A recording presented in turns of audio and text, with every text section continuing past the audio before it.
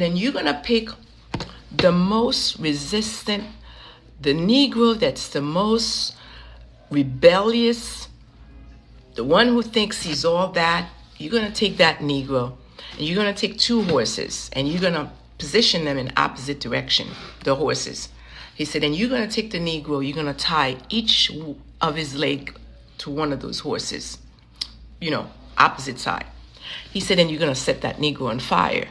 And then you're going to whip those horses, and you're going to let them run opposite direction until literally they taking this Negro apart. And this is in front of the female Negro, and this is in front of the infant Negro. He said it's important for them to watch that, for the female Negro to see that, because she's gonna go frozen. She's gonna become psychologically frozen, and she's gonna go into shock.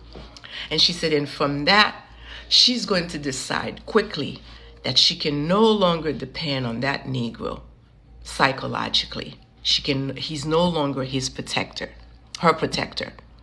And she's going to become independent psychologically from that experience.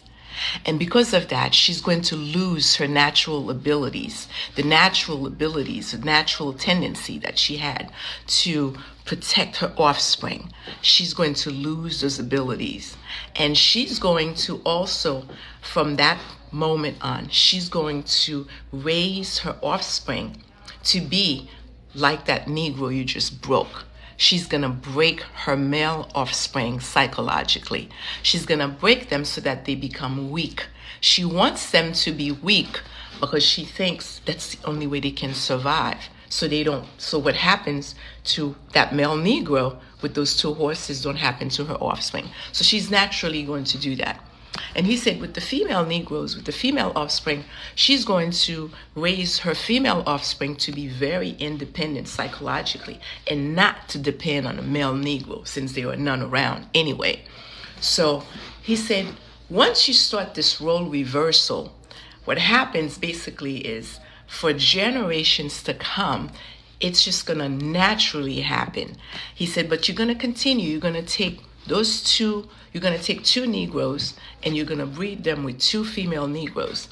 He said, just like you do with the horses. He said, because Negroes and horses are tied together, back assward. That's what he said. His exact word. Go read the letter. He said, you're going to take 2 male Negroes and you're going to breed them with 2 female Negroes. He said, and when those baby Negroes are born, exactly what I just described is what's going to happen. One is going to have a male, one is going to have a female, and they're going to raise the male